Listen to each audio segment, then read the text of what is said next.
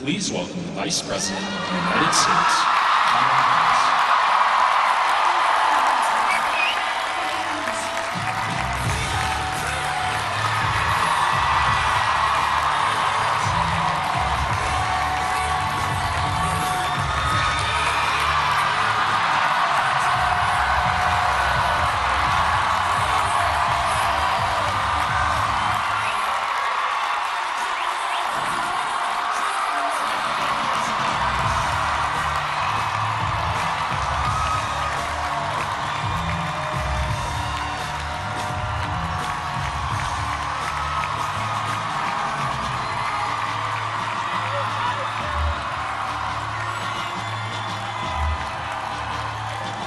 Good afternoon. Good afternoon. Good.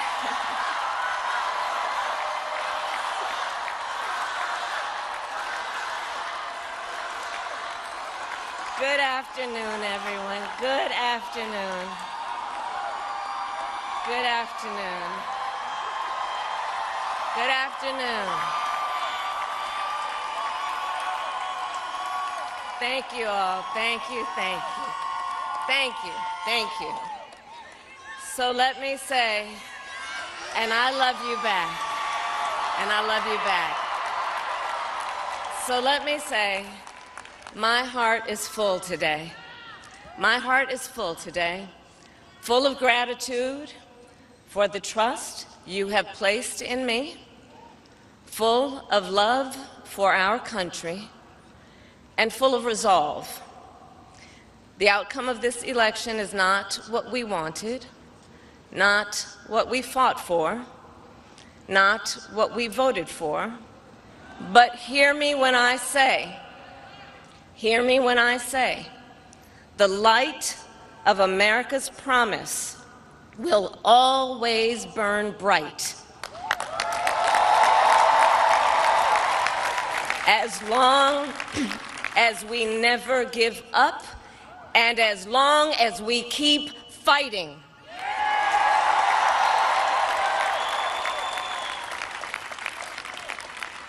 To my beloved Doug and our family, I love you so very much.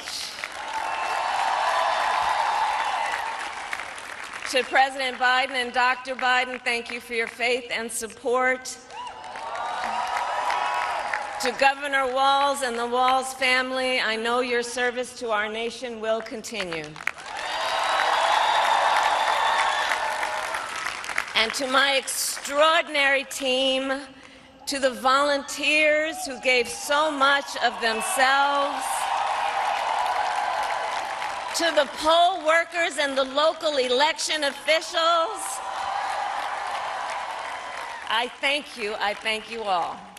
Look, I am so proud of the race we ran, and the way we ran it, Over the 107 days of this campaign, we have been intentional about building community and building coalitions, bringing people together from every walk of life and background, united by love of country, with enthusiasm and joy in our fight for America's future. And we did it with the knowledge that we all have so much more in common than what separates us. Now, I know folks are feeling and experiencing a range of emotions right now. I get it. But we must accept the results of this election.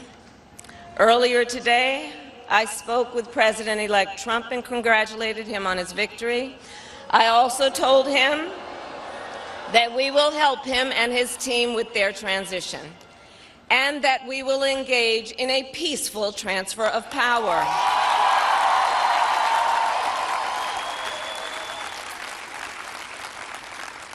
A fundamental principle of American democracy is that when we lose an election, we accept the results. That principle, as much as any other, distinguishes democracy from monarchy or tyranny. and anyone who seeks the public trust must honor it. At the same time, in our nation, we owe loyalty not to a president or a party, but to the Constitution of the United States.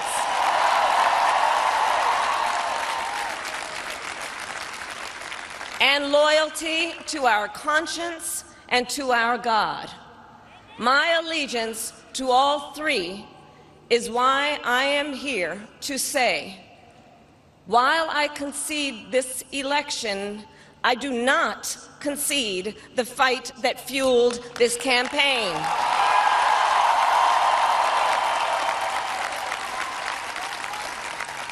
The fight for freedom, for opportunity, for fairness, and the dignity of all people. A fight for the ideals at the heart of our nation, the ideals that reflect America at our best. That is a fight I will never give up.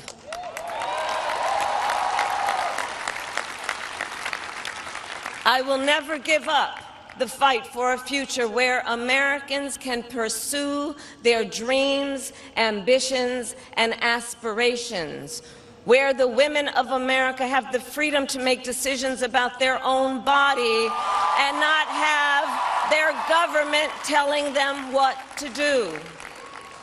We will never give up the fight to protect our schools and our streets from gun violence. And America, we will never give up the fight for our democracy, for the rule of law, for equal justice, and for the sacred idea that every one of us, no matter who we are or where we start out, has certain fundamental rights and freedoms that must be respected and upheld.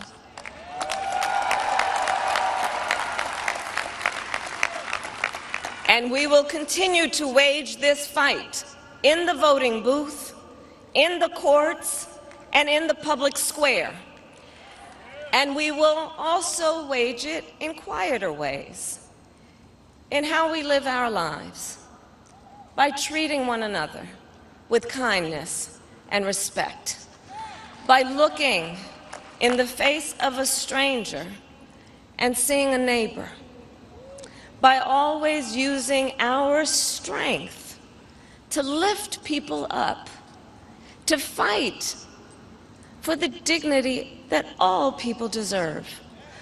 The fight for our freedom will take hard work, but like I always say, we like hard work. Hard work is good work. Hard work can be joyful work. And the fight for our country is always worth it. It is always worth it.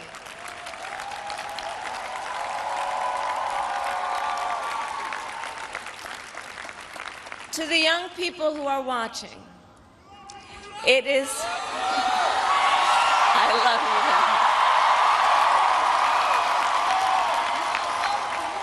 you. To the young people who are watching, it is okay to feel sad and disappointed, but please know it's going to be okay. On the campaign, I would often say, when we fight, we win. But here's the thing. Sometimes the fight takes a while. That doesn't mean we won't win. That doesn't mean we won't win. The important thing is don't ever give up. Don't ever give up. Don't ever stop trying to make the world a better place. You have power. You have power. And don't you ever listen when anyone tells you something is impossible because it has never been done before.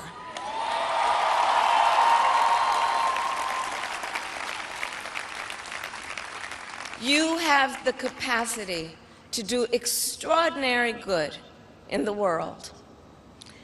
And so to everyone who is watching, do not despair. This is not a time to throw up our hands.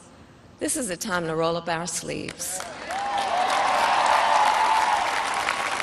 This is a time to organize, to mobilize, and to stay engaged for the sake of freedom and justice and the future that we all know we can build together. Look, many of you know I started out as a prosecutor, and throughout my career I saw people at some of the worst times in their lives.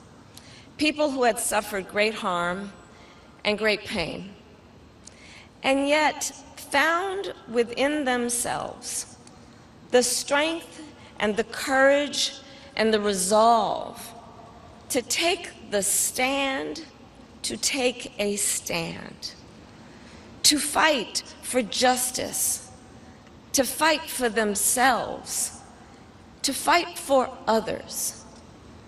So let their courage be our inspiration. Let their determination be our charge. And I'll close with this.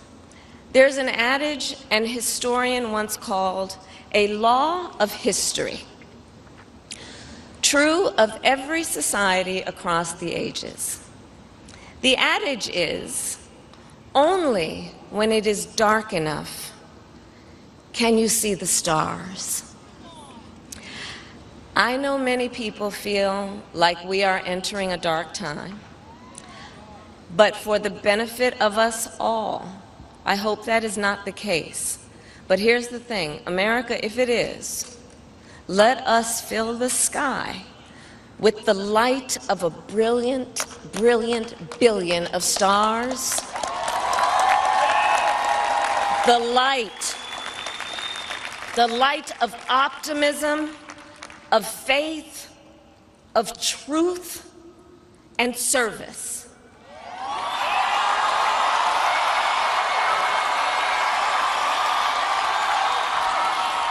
HU.